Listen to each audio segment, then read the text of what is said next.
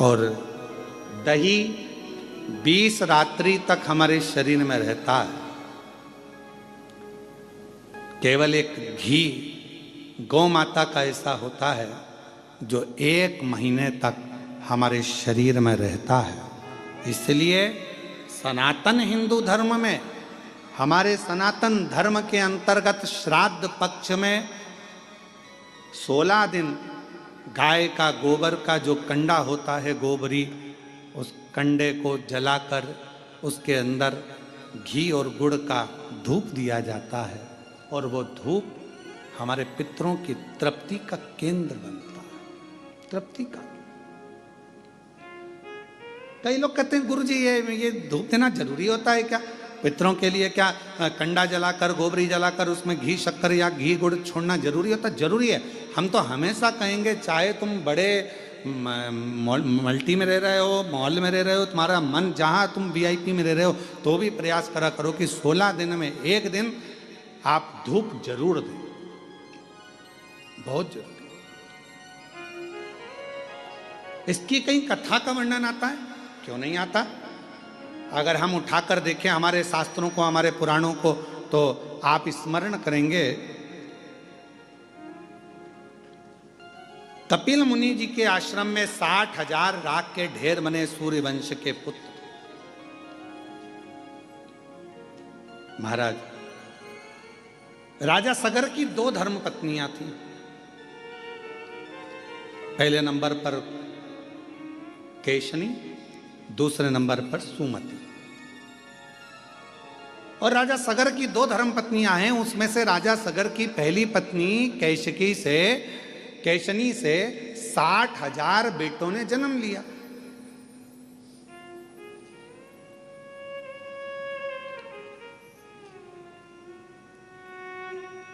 अब कई लोगों के मन में एक प्रश्न खड़ा हो जाता है, गुरु जी, एक बच्चे को नारी जन्म देती है तो उसकी स्थिति क्या रहती है, और आप कह रहे हो कि 60,000 पुत्र को जन्म?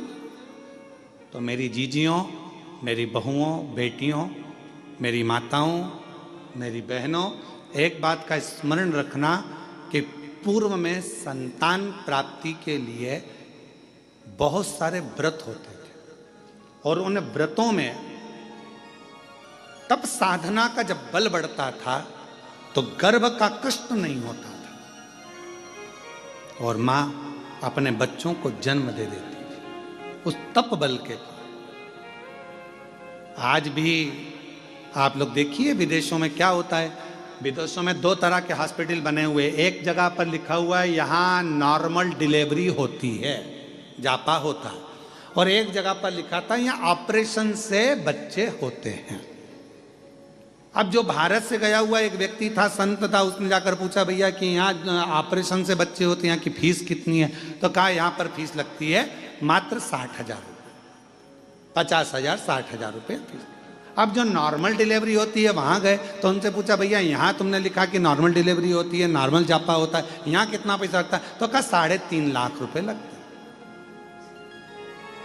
अब पूछा कि यहाँ 60,000 रुपये में ऑपरेशन से बच्चा हो गया, यहाँ नॉर्मल हुआ, दोनों में क्या अंतर है? तो कहा आधे घंटे में यहाँ ऑपरेशन से बच्चा हो जाता है। यहाँ पर जब गर्भस्थ बच्चा होता है तब गर्भवती नारी को 6ठे महीने में यहाँ बुला लिया जाता है और 6ठे महीने से उसको यहाँ रखा जाता है। उसको गेहूँ दे दिए जाते हैं, अपना आटा खुद पीसो और गेहूँ पीस के आटा बनाओ, आटा बनाकर अपनी छोटा सा खेत दे दिया जाता है, इसमें सब्जी बो, सब्जी बोकर इसमें अपनी मिर्ची, धनिया, अदरक जो करना है करो और अपना भोजन खुद बनाओ, झाड़ू खुद लगाओ, लीपो खुद, पोछा खुद लगाओ, सब काम तुम्हें करना है। और कुआं बना दिया छोटा सा, उस कुएं में से पानी भरो, सिर पे रखो, अंडा लेकर घर में जाओ, पानी पियो। ऐसा 3 महीने तक लगातार करने दिया जाता है। 3 महीने के बाद ऑपरेशन करने की जरूरत नहीं पड़ती, नॉर्मल डिलीवरी हो जाती है। 3.5 लाख रुपए उसके लगते हैं। अब हमारे यहाँ तो सास वन बेचारी कह दे कि काम कर ले,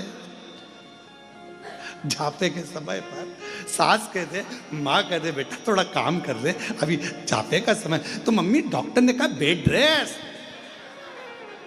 मम्मी डॉक्टर बोला बेड रेस्ट, तो डॉक्टर बोला बेड रेस्ट, तो बढ़िया पलंग पर और हाथ में मोबाइल और आवाज लगा, चाय लाना।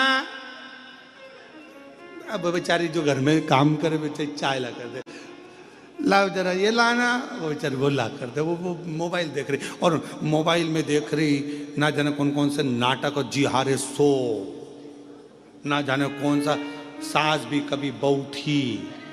अब मालूम पड़े पूरे नाटक में, पूरे इतने नाटक चले, सब में जितने मिले सब रोते ही मिले।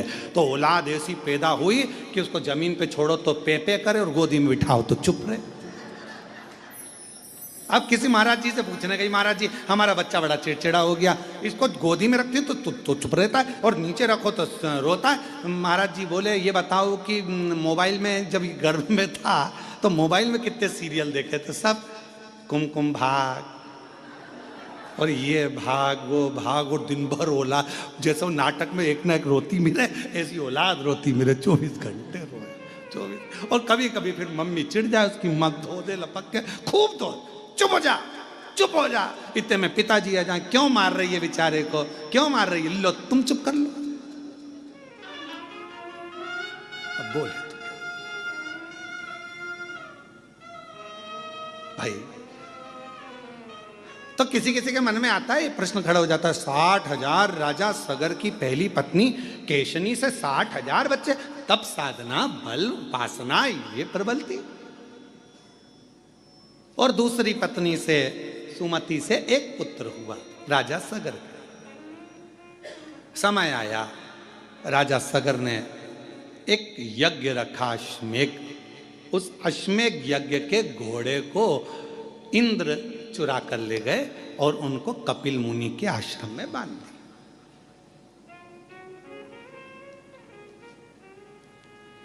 अब आपके मन में फिर अगला प्रश्न आएगा, क्या देवता ऐसे होते थे कि दूसरे के घोड़े चुरा के दूसरी जगह बांध दिया है? बहुत ध्यान रखना, ईर्ष्या एक शब्द ऐसा है जो किसी को भी बढ़ते हुए नहीं देख सकता। आप उन्नति की सीढ़ी पर चढ़ोगे, आपको वो देख नहीं पाएगा। ईर्ष्या, ईर्ष्या एक शब्द ऐसा है जो किसी को बढ़ता हुआ नहीं देख सकता। इसके पास गाड़ी कैसे आ गई, इसका बंगला कैसे बन गया, ये इतने ऊंचे पद पर कैसे पहुंच गया, इतनी अवधि कैसे हो गई, इतना प्रतिष्ठा कैसे हो गई, इतना नाम कैसे चल रहा है, इतना दौलत कैसे आ गया, इतना धन कैसे आ गया, इतना वैभव कैसे आ गया। ये ईर्ष्या व्यक्ति के भीतर पनपती रहती है, ईर्ष्या। और फिर निवेदन है, दूसरे को कोई मतलब नहीं है, सबसे ज्यादा तकलीफ अपनों को होती है। ये ईर्ष्या अपनों को तकलीफ देती। तो क्या करना चाहिए? लोग जलेंगे, ईर्ष्या करेंगे, तो क्या हम गाड़ी में नहीं घूमे? लोग जलेंगे, ईर्ष्या करेंगे, तो हम क्या खाना नहीं खाएं? लोग जलेंगे, ईर्ष्या करेंगे, तो क्या हम कथा नहीं सुने? आप रोज रोज कथा सुन लो। अभी आस्था चैनल वाले एक कोई दिखाएं बार बार बार बार, हमारे को छोड़ के एक को दिखाए, और तुम घर पे जाके जब आस्था चैनल पर कथा सुनना चालू करो, और उसमें में बताओ इसी इसको दिखा रहा, मेरे को दिखाया नहीं, मैं तो बैठी थी, आगे बैठी और मुझे दिखाया ही नहीं, तो भीतर ईर्ष्या आ जाए। ईर्ष्या बड़ी विचित्र, बड़ी विचित्र।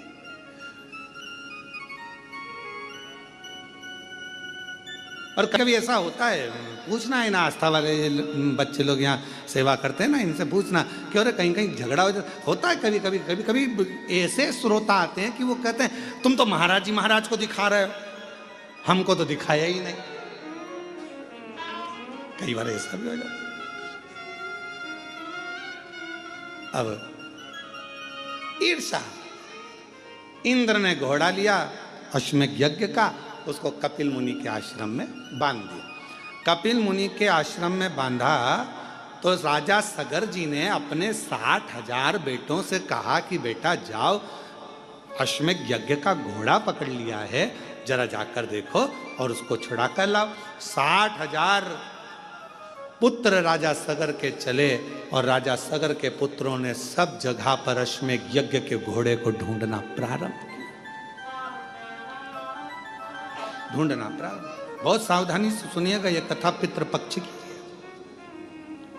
और शिव महापुराण की, यह पितृपक्ष की यह कथा जीवन का आनंद देने वाली। बहुत सावधानी से सुनिएगा कि गाय के गोबर का कंडा पर, गोबरी पर घी गुड़ छोड़ने का लाभ क्या है, जरा ध्यान से सुनना इस कथा को। बड़ी विशेष कथा है और प्रत्येक व्यक्ति को पितृपक्ष में सुनना चाहिए इस कथा को। हम तो कहेंगे प्रत्येक व्यक्ति।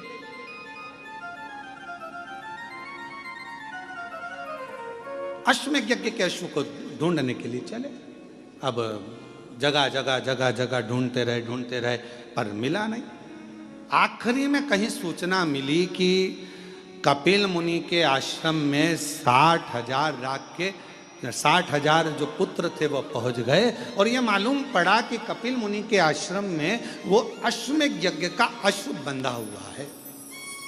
इन्होंने जाकर क्या देखा कि कपिल मुनि तो तप कर रहे,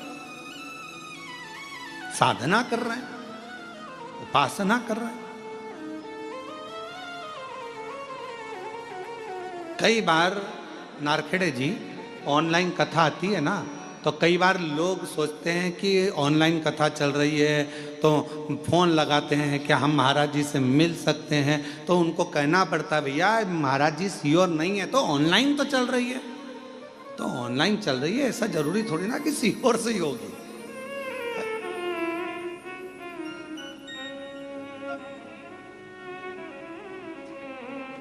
अब ऑनलाइन कथा कहाँ से हो रही, तो अब ये बताना, कृष्णेश्वर धाम में बेरुल से हो रही है, पर निवेदन है तुम मत आना। निवेदन तुम अपने अपने घर से सुनना।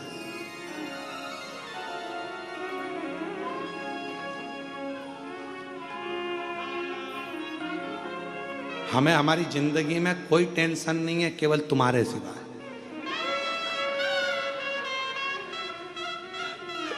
एक टेंशन भारी है, एक सूचना मिल जाए कि यहां कथा हो रही है, जैसे शक्कर का डब्बा चीटी सुनती आ जाती है वैसे लोग पहुंच जाते हैं। एक टेंशन, और केवल ये सीवर वाले महाराज का टेंशन नहीं, पूरी प्रशासन का भी टेंशन यही रहता है। ये ध्यान क्यों ऐसा है, ऐसा क्यों है? उसका एक कारण है कि मेरे शंकर भगवान ने तुम्हारी झोली इतनी भर दी कि बाबा उसको खाली नहीं रखा। शिव महापुराण का नियम ही यही है। शिव महापुराण के पंडाल में बाबा उसी को बुलाता है जिसकी गोदी भरना होती है या बाबा को कुछ देना होता है तो बुलाता ही नहीं है। फिर हम फिर कह रहे हैं कि ये कथा यहाँ पहुंची क्यों, तो ये समझ में नहीं आ रहा। अब हमको नहीं समझ में आया। रात को हम भी विचार कर रहे थे कि ऐसा क्या है कि ये कथा कृष्णेश्वर पहुंच गई ऑनलाइन होती, मतलब कुछ ना कुछ तुम जितने बैठे हो ना, कुछ ना कुछ तुम्हें फैमिली गिफ्ट मिलने वाला है, कुछ ना कुछ। इसकी कृपा का भरोसा नहीं है। ये जो आता है एक बार जो कथा के पंडाल में पहुंच जाता है वो वहां बैठकर नियम बना लेता है, बाबा 5 कथा सुनूंगी, मेरा भंडार भर देना। यहीं बैठकर 5 कथा का नियम लेती हूँ, 5 कथा। तो पंडाल में जो कथा श्रवण करने पहुंचता है उसको बाबा देता रहता है, इसलिए पंडाल भराता रहता है। खाली कोई नहीं गया। 3 महीने में बाबा ने फिर दे दिया भरकर उसको। इतनी कृपा कर दे। अब कथा कर रही है राजा सगर के 60,000 पुत्र कपिल मुनि के आश्रम में पहुंच गए और कपिल मुनि के आश्रम में पहुंचकर उन्होंने देखा कि कपिल मुनि तो तप में लगे और घोड़ा पीछे बंधा, अश्व पीछे बंधा।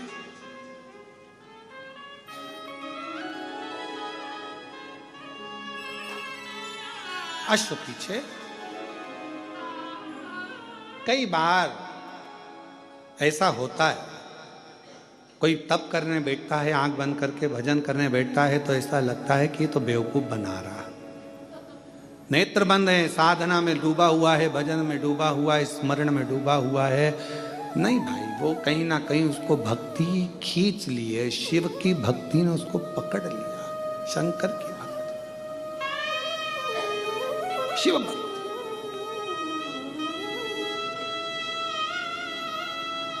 थोड़ा भजन हमारे जीवन में सुख दे सकता है। थोड़ा भजन,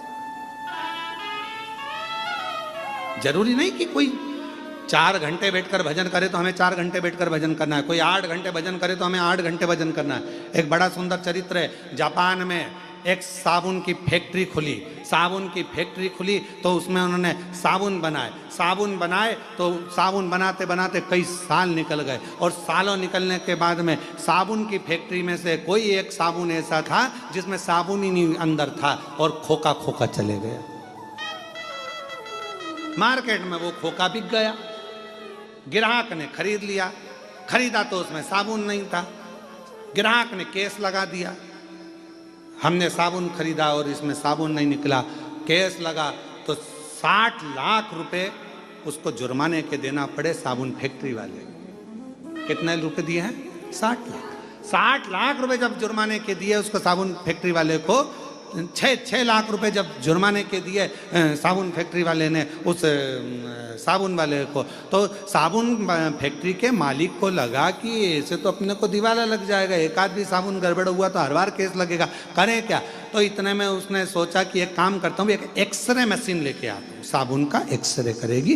कोई ऐसी मशीन लाऊं जिससे वो एक्सरे में मालूम पड़ जाए कि साबुन भरा है कि खाली है। उसने एक्सरे मशीन बुलवाई।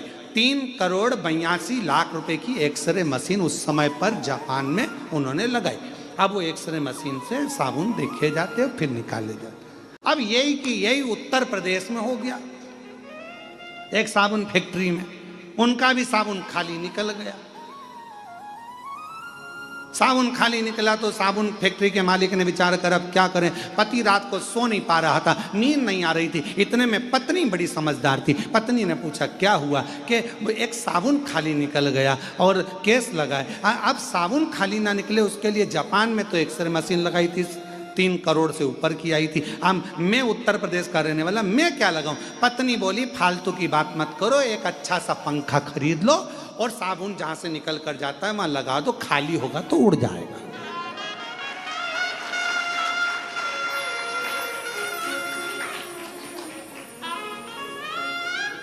कोई जरूरी है कि कोई 5 घंटा तब करेगा तो अपन 5 घंटा करें? कोई जरूरी है वो एक्सरे की मशीन लगाए तो अपन तो पंखे से काम चला लो ना। पंखा लगा दो, लिफाफा यहां से जाएगा, भरा होगा तो निकल जाएगा, खाली होगा तो उड़ के उधर चले जाएगा। उसमें क्या टेंशन। अब कोई कहे कि वो 5 घंटे भजन करता है तो मुझे 5 घंटा करना पड़ेगा, वो 7 घंटे भजन करे तो मुझे 7 घंटा करना पड़ेगा, वो 10 घंटा भजन करे तो ना बाबा, हम भोलेनाथ के, भोलेनाथ हमारे, और हम जितना भजन करें वो दिल से भले एक बार जपो। और श्री शिवाय नमस्तुभ्यं, श्री शिवाय नमस्तुभ्यं, श्री शिवाय नमस्तुभ्यं, श्री शिवाय नमस्तुभ्यं, श्री शिवाय नमस्तुभ्यं, श्री शिवाय नमस्तुभ्यं। एक बार जपो, पर भाव जरूरी नहीं है कि अपन वो 3 करोड़ खर्च करे तो अपन 3 करोड़ करो, वो 5 करोड़ खर्च करे तो अपन 5 करोड़ करो, जरूरी नहीं है। देखा देखी में काम बिगड़ जाता है। एक बार एक एग्जाम में लिखने को आ गया, बच्चे एक के पीछे एक बैठे थे, लिखने को आया कि दिल्ली की सबसे बड़ी मीनार का नाम लिखो। आगे वाले ने लिख दिया दिल्ली में कुतुब मीनार है, पीछे वाले ने आगे वाले का देखकर लिख दिया दिल्ली में कुतिया बीमार है। काम बिगड़ गया। देखा देखी में काम बिगड़ जाता है। देखा देखी मत करो। वो 8 घंटा भजन करे तो हम 8 घंटा करें, वो 5 घंटा भजन करे तो हम ना, हम तो बाबा के भरोसे चलते हैं, हम तो बाबा के भरोसे चलते हैं। ये दुनिया वाले जलते हैं, ये दुनिया जलते हैं, हम तो बाबा के भरोसे चलते। तो जरूरी नहीं कि कोई 5 घंटा भजन करे, अपन 5 घंटा करो, कोई 7 घंटा भजन करे तो अपन 7 घंटा करो। अपने से जितना कपिल मुनि बैठे थे, तप कर रहे थे, साधना कर रहे थे। और कपिल मुनि तप साधना कर रहे हैं और 60,000 पुत्रों ने जाकर देखा कि ये तो आंख बंद करके बैठा हुआ है। घोड़ा हमारा चुरा के लाया, अश्व हमारा लाया और तप करने बैठा। तो लगा ये तो ढोंग कर रहा, पर घोड़ा उसने नहीं चुराया। कई बार जरूरी नहीं कि जो हमने देखा है वही सत्य हो, उसके पीछे कोई क्रम भी हो सकता है।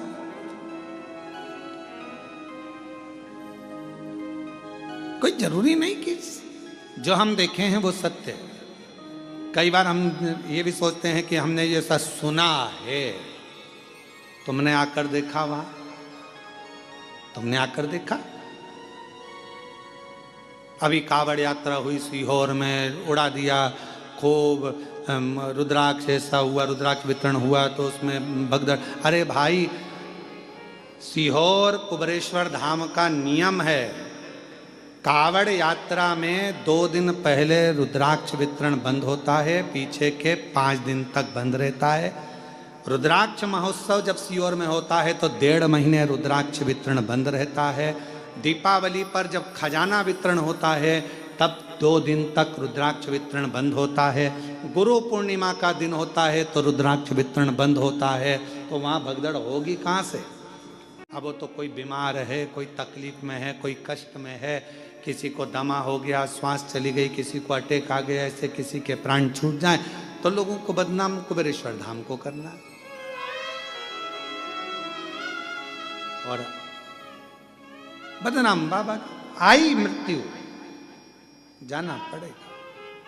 चाहे आप हो चाहे हम हो, जहां जिसकी लिखी है उसको वहां जाकर परमात्मा से मिलना पड़ेगा। और अंत समय प्रभु आना पड़ेगा, वचन दिया तो निभाना पड़ेगा। आए नाई प्रभु कुटुंब कबीला, अंत समय प्रभु आना पड़ेगा, वचन दिया तो निभाना पड़ेगा। अंत समय प्रभु आना पड़ेगा। जो दिया अंत समय, तो जहां आया वहां जाना ही है, कोई रोक नहीं सकता, कोई नहीं रोकेगा।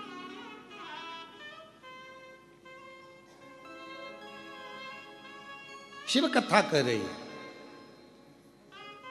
लग रहा है कि कपिल मुनि, अब तुमने देखा क्या 60,000 उन पुत्रों ने क्या देखा कि घोड़ा इन्हीं क्या बंधा है और ये आंख बंद करके बैठे। इनको तो मालूम नहीं कि इंद्रदेव ने चुराया और यहां लाकर बांध दिया, इनको तो ये मालूम ही नहीं है। इन्होंने तो जो देखा उसी को सत्य मान लिया। आपने जो अखबार में पढ़ा उसको लोग सत्य मान लेते हैं, जो सोशल मीडिया पे देखा उसको सत्य मान लेते। पर उसको समझो तो, जाओ तो, देखो तो कि सत्य क्या है। आज का जमाने में सत्य को तो बहुत नीचे दबा दिया जाता है और असत्य को प्रकट कर दिया जाता है। आज के जमाने में सत्य को कौन दिखा रहा है?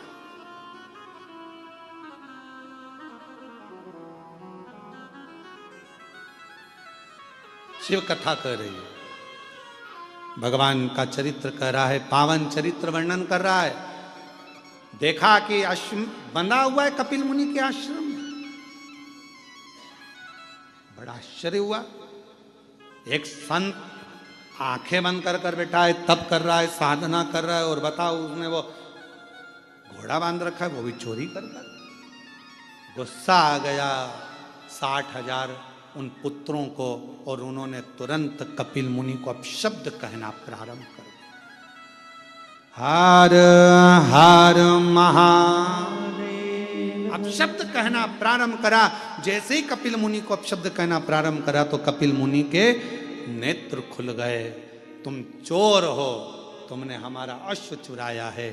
अश्वमेध यज्ञ का जो सुना, कपिल मुनि के नेत्र की ज्वाला भड़क पड़ी और तप में कोई डूबा हुआ होता है, साधना में कोई डूबा हुआ होता है, भक्ति में कोई डूबा हुआ होता है, उसकी नेत्र की ज्योति में तेज उत्पन्न हो जाता है। एक तेज,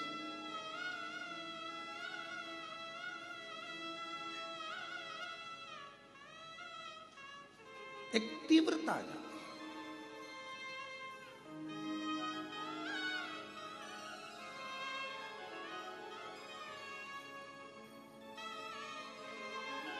हम क्यों कहते हैं कि हम भगवान को देखें, भगवान हमें ना देखे?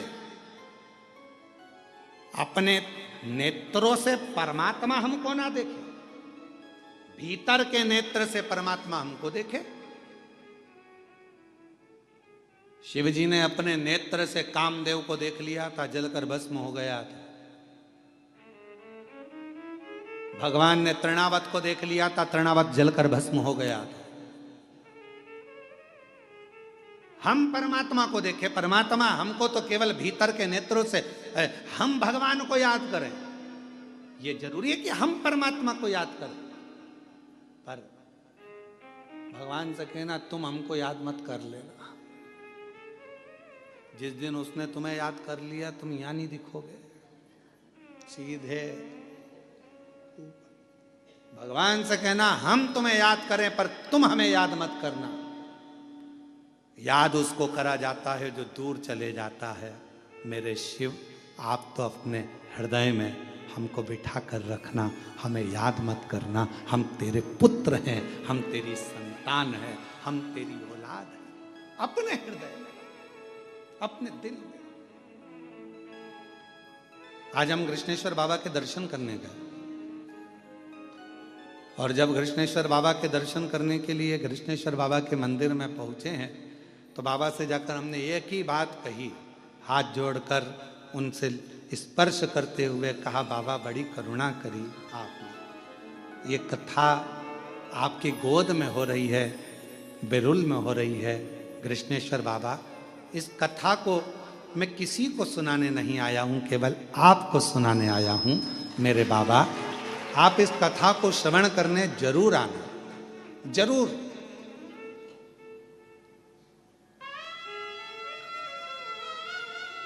आप इस कथा को श्रवण करने जरूर आना।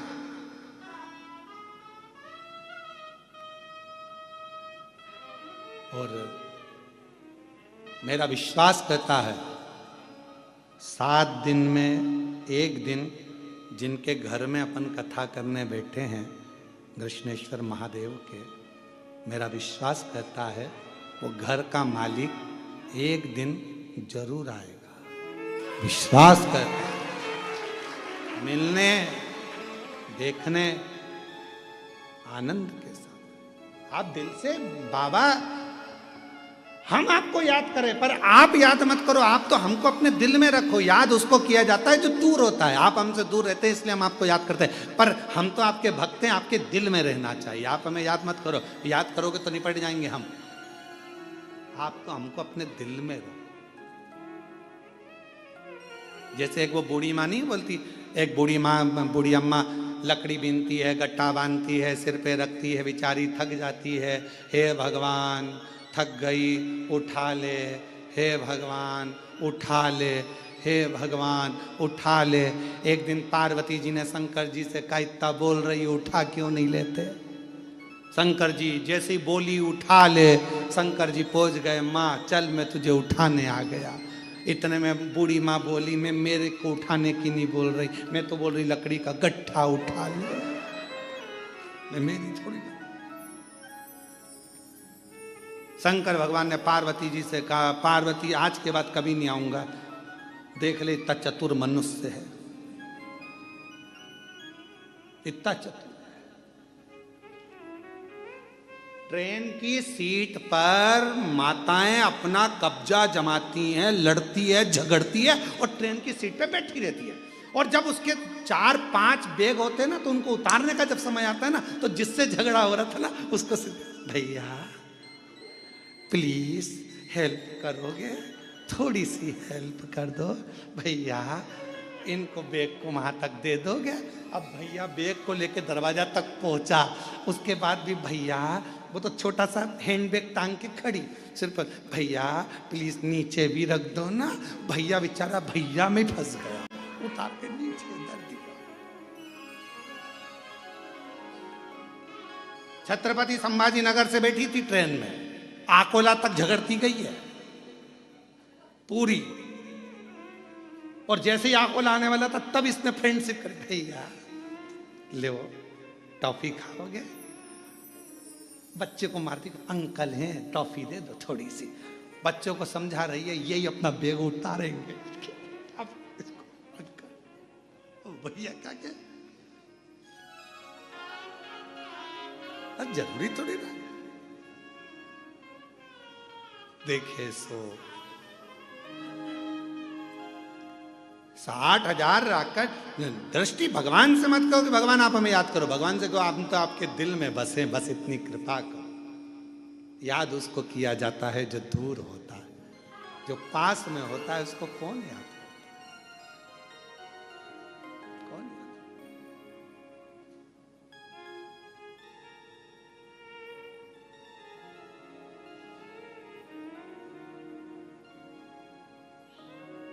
अब क्रोध आया कपिल मुनि को, 60,000 राख के ढेर बन गए। जब 60,000 राख के ढेर बने, सब जलकर भस्म हो गए।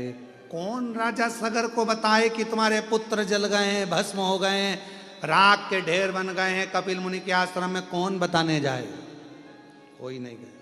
सब जल गए तो बताए कौन? अब राजा सगर की पहली पत्नी के पूरे बेटे मर गए, भस्म हो गए।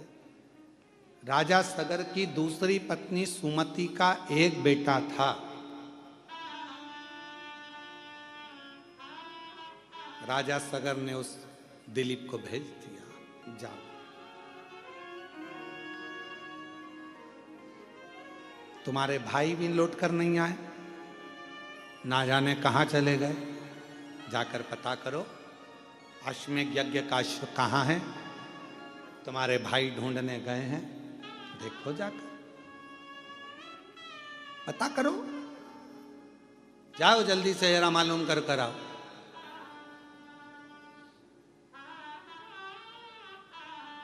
पितृपक्ष की देव पितृ श्री शिव महापुराण बेल्लूर से जो चल रही आस्था चैनल पर लाइव ऑनलाइन, उस कथा का मूल बिंदु समझना।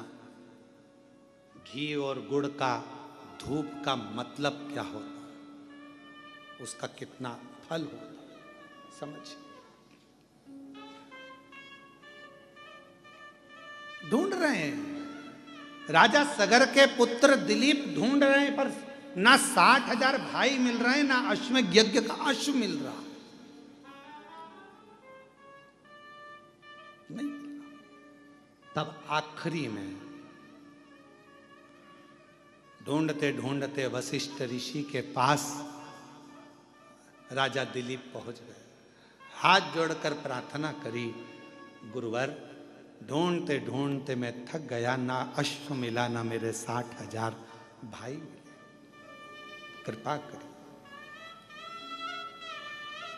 ना मेरे भाई मिल रहे हैं 60,000, ना अश्वमेध यज्ञ का अश्व मिल रहा है, आप करुणा करें, आप कृपा करें, आप दया करें, कुछ तो करिए बाबा, कृपा करिए बाबा। वशिष्ठ बाबा ने नंदनी गाय को बुलाया, नंदनी गाय को बुलाकर दिलीप के सामने नंदनी गाय के दूध को धोआ, दूध का घी बनाया, और घी बनाकर उसको नंदनी गाय के गोबर के कंडे को बनाकर थापकर, उस गोबरी को सुखाकर, उसको जलाकर, उसमें गाय का घी और थोड़ा सा गुड़ डालकर उसका धूप निकाली, और राजा दिलीप से कहा, दिलीप ये गाय का घी का धुआं जहां जाए इसके पीछे जा। ये वहीं जाकर रुकेगा जहां पर वो अश्वमेध यज्ञ का अश्व होगा, और तेरे 60,000 भाई जहां होंगे वहीं रुकेगा, वहीं। कई लोग कहते पितृपक्ष में घी गुड़, घी शक्कर गोबरी पर, कंडे पर जलाकर क्यों छोड़ना, क्यों? कई लोग कहते मम्मी ओल्ड फैशन, हमारे को हम नहीं करेंगे मम्मी, हम नहीं। क्यों? वशिष्ठ बाबा ने कहा ये धुआं, इस घृत का धुआं वहीं जाकर रुकेगा जहां तेरे 60,000 भाई होंगे। ये घृत का धुआं वहीं जाकर रुकेगा जहां पर वो अश्वमेध यज्ञ का अश्व होगा। और मेरी जीजियों, मेरी बेटियों, मेरी माताओं, मेरी भाभियों, मेरी बहुओं, मेरे भाई, मेरे बहन, मेरे जीजाओं, मेरे पिता तुल्य बुजुर्गजन, मेरी माताओं, श्राद्ध पक्ष में अगर थोड़ा सा भी कंडे को जलाकर, गाय के गोबर को सुखाकर उसका कंडे पर अगर थोड़ा सा घृत, गाय का घी और गुड़ दिया है, तो उसका धुआं तुम्हारे घर से निकलकर आपके पूर्वजों तक पहुंच ही जाता है। उस धूप का फल पहुंच, वो धूप का फल पहुंचता। ए राजा दिलीप, जाओ इस धुएं के पीछे पीछे जाओ। राजा दिलीप चल दिए, धुआं आगे। और हमारे यहां शिव महापुराण में तो धुएं की बड़ी महत्वता है, क्योंकि भगवान शंकर का नाम ध्रुमवान है और माता पार्वती का एक नाम ध्रुमावती है। आज भी दतिया में, जबलपुर के पास धुमा गांव में मां ध्रुमावती माता के दर्शन होते। शिव जी का एक नाम ध्रुम है, ध्रुमवान।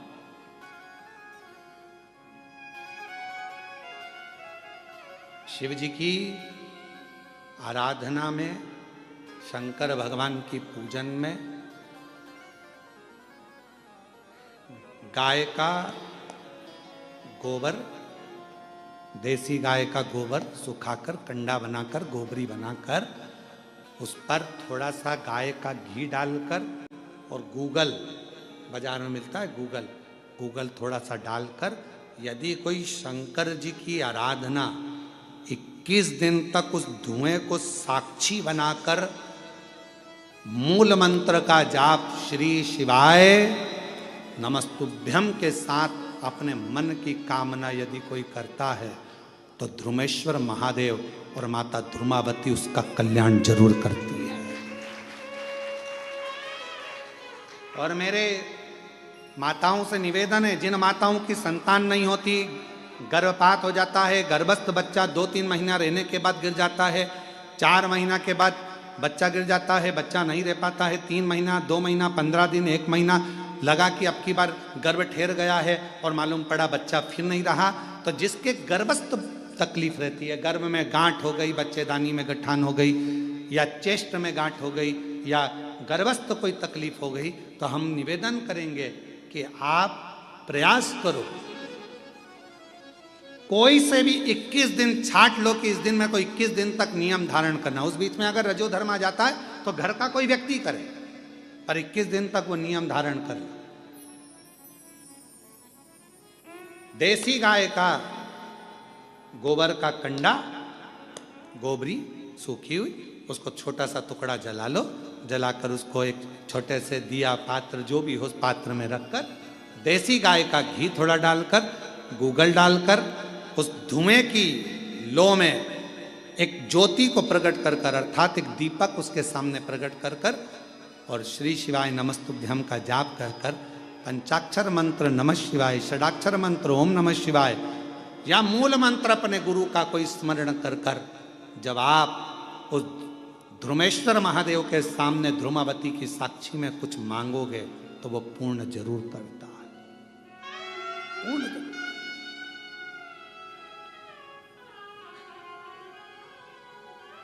पूर्ण करेगा। बोल ध्रुमेश्वर महादेव की, ध्रुमावती माता की। ध्रुमेश्वर महादेव और ध्रुमावती माता ये धुएं के रूप में प्रकट हुए, धुएं के।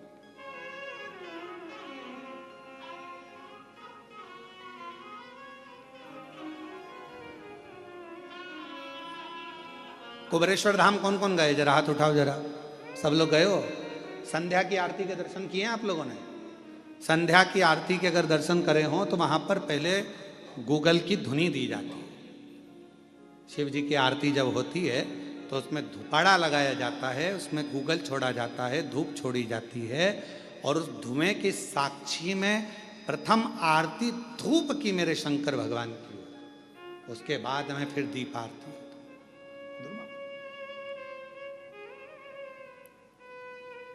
और कहीं कहीं आरती में आपने दर्शन करा होगा कि धूप की आरती के बाद धूपाड़े को रख दिया जाता है, उसके बाद दीप आरती होती है। पर हमारे कुबेरेश्वर धाम में धूप और दीप दोनों आरती साथ में होती है। धृपेश्वर महादेव, धूमेश्वर महादेव की भी, मतलब अर्थात धूप से आरती, और दूसरा ज्योति में जो त्रिलिंग होता है इसलिए ज्योति की आरती, ये दोनों एक साथ उतरती है, दोनों साथ चलती है। पर शुरुआत धूमेश्वर से हो जाती है। शिव महापुराण वर्णन कर रही है भगवान देवाधिदेव महादेव का पवित्र चरित्र कह रहा है, वर्णन कर रहा है। वशिष्ठ बाबा ने कहा कि ये धुआं जहां तक जाए, जहां तुम्हारे 60,000 भाई होंगे, जहां पर अश्वमेध यज्ञ का अश्व होगा, वहां तक ये धुआं तुम्हें ले जाए। राजा दिलीप चलने लगे पीछे पीछे पीछे पीछे, और राजा दिलीप चलने लगे जब पीछे पीछे, तब जहां धुआं रुका वो कपिल मुनि का आश्रम था। 60,000 राख का ढेर लगा हुआ था। राजा दिलीप ने कपिल मुनि के चरणों को प्रणाम किया, निवेदन करा, नमन करा, प्रभु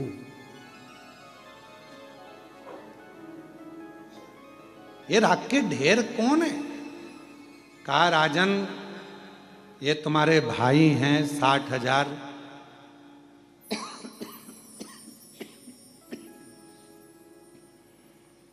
ये यहां अश्वमेध यज्ञ के अश्व को ढूंढने के लिए आए थे और मुझ पर चोरी का इल्जाम लगा रहे थे। ये मैंने अश्व नहीं चुराया, ये तो इंद्र ने चुरा कर यहां बांध दिया है। पर तुम यहां आए हो ना राजन, ये घोड़ा ले जाओ, ये अश्व ले जाओ। पर गुरुदेव मेरे ये 60,000 भाई का उद्धार कैसे होगा? इन्होंने तो प्रण लिया था कि जब तक अश्वमेध यज्ञ का अश्व हम नहीं ढूंढ लेते तब तक हम अन्न ग्रहण नहीं करेंगे।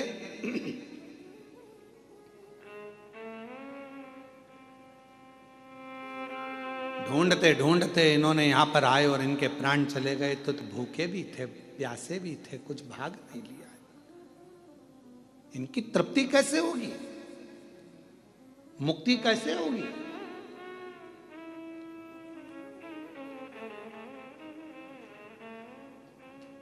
जाओ, जब पृथ्वी पर मृत्यु लोक पर गंगा मैया आ जाए तुम लेकर आ जाओ और वो गंगा का जल इनको तार दो। पर गंगा जल नहीं आए जब तक तो इनका मुक्त होना, मोक्ष होना, इनका अन्न भाग, इनका भोजन, इनकी तृप्ति कैसे होगी? कैसे? कपिल मुनि ने कहा ये तो वशिष्ठ बाबा ही बताएंगे, ये तो वशिष्ठ ऋषि ही बताएंगे, मैं नहीं बता सकता। पर इतना जरूर कहता हूं जिस दिन गंगा मैया आएगी ये 60,000 राख के ढेर उस दिन तर जाएंगे, मुक्त हो जाएंगे। दिलीप चले वशिष्ठ बाबा के पास में पहुंचे कि ये जो तुमने गाय का घी छोड़कर, गुड़ छोड़कर जो धुआं दिया था, वो शिवजी ने, वो धूमेश्वर ने हमको मार्ग तो बता दिया धुएं ने, पर मेरे भाई जो 60,000 राख का ढेर बन गए वो भटक रहे होंगे, क्योंकि उन्होंने संकल्प लिया था जब तक अश्व ना ढूंढे तब तक हम कुछ ग्रहण ना करें, भूखे होंगे, प्यासे होंगे। वशिष्ठ ऋषि ने कह दिया तुम चिंता मत करो, ये गौ माता के घृत से जो धुआं निकला है ये वो पितृलोक में जाएगा, जहां तुम्हारे 60,000 नहीं, जितने जितने तुम्हारे सूर्य वंश के भी जितने पूर्व के तुम्हारे पितृ विराजमान हैं, उनको ये धुआं ही तृप्ति प्रदान कर देगा और उनको भूख नहीं लगने देगा, और वो वर प्रदान तुम्हारे ऊपर करेंगे, वर देंगे तुम्हें। और मैं आज वचन देता हूं, वशिष्ठ जी कहते हैं मैं वचन देता हूं आज, जिसके घर में आंगन में गाय के गोबरी पर कंडे पर गौ माता के ही घृत से जो धुआं प्रकट होगा वो पितरों की तृप्ति देगा, पूर्वजों की तृप्ति देगा। उसके पितर भूखे नहीं रह सकते, उसके पितर भटक नहीं सकते, वो कभी इधर उधर भटकेंगे। कई लोग कहते हैं कि हमारे यहाँ पितृदोष लग गया, पितृदोष लग गया, कोई ने कहा ये दोष लग गया, कोई ने कहा वो दोष लग गया। शिव महापुराण की कथा, राजा भागीरथ का चरित्र, दिलीप का चरित्र, राजा सगर का चरित्र, 60,000 उन पुत्रों का चरित्र वर्णन कर रहा है कि जरा से धूप से दिए हुए जरा सी घी की आहुति से पितरों को तृप्ति मिल जाती। पितरों देना चाहिए। महाराज फिर निवेदन करूं आपको,